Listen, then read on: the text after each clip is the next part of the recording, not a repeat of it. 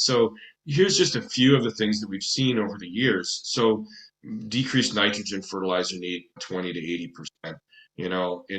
In heavy volume crops that need a lot of nitrogen, yeah, I mean 20% is a good goal that folks can achieve in the first 18 months. The higher levels of that typically are achieved either by growers that have a really good product portfolio, may have some very good sampling and application protocols, or they're having some combination of success, or maybe their crop doesn't have a lot of nitrogen need to begin with. But when I start to talk, and some of the others in the industry talk about gas exchange, from the atmosphere to the soil microbial communities and back, that type of exchange back from the soil microlife into the atmosphere, that's actually how nature feeds plants. And that is a huge source of value. So, we're going to do some later on, like, myth debunking and, kill a few sacred cows later in this webinar series, because ultimately these myths are starting to hold the industry back a little bit because they're becoming a little bit more superstition. The science has been there. It's been proven. 10x. The guy down the road did it. Three guys, in the county over did it, but you can't figure out how to get started on your farm. So we want to move past some of those stumbling blocks and really get engaged and making a difference in your own crops and so forth. If you're obviously interested in regenerative and organic agriculture, you wouldn't be on the webinar here. So stick around. It's only going to get more exciting as we go through the series. And again, I just do want to stress that it is going to be a 10-part series. We're going to try to do them every week. A couple of them I'll be on the road for, and we'll even on those road-driven ones, we'll have some exciting guests and maybe even do some stuff in the field. Okay, eliminate the need or predict the need for conventional pesticides. So this is another really key topic that is often misunderstood with growers. So my personal background is in developing organic cropping systems.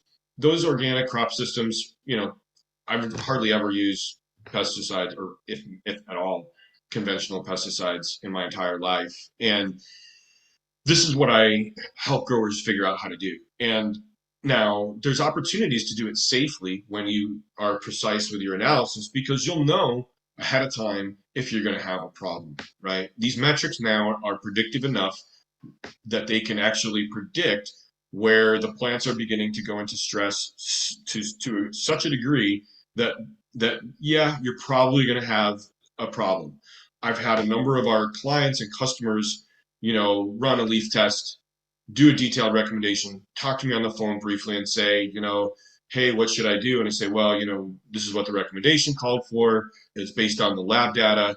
I know you might not agree with it because, it goes against what you've learned in the past, and that's okay, but this is what we think. And we've had a lot of growers say, yeah, thanks, but no thanks. We're going to go do our own thing, and, we'll talk to you later.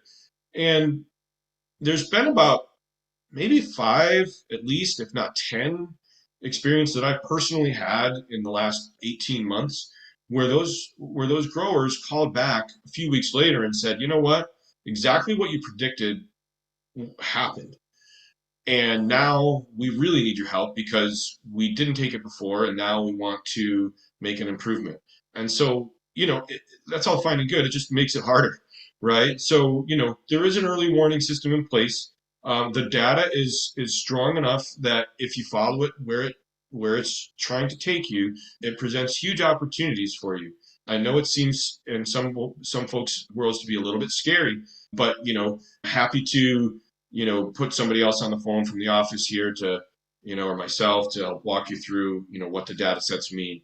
There's a handful of other consultants out here that also are adept enough at navigating our system that they can help you as well. Okay, number 3 on the list of global implications.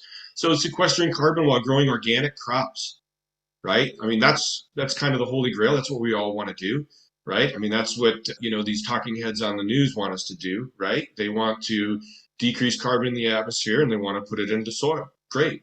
I'm all for that. You know why? Because when you put carbon into the soil, it makes your crop quality improve.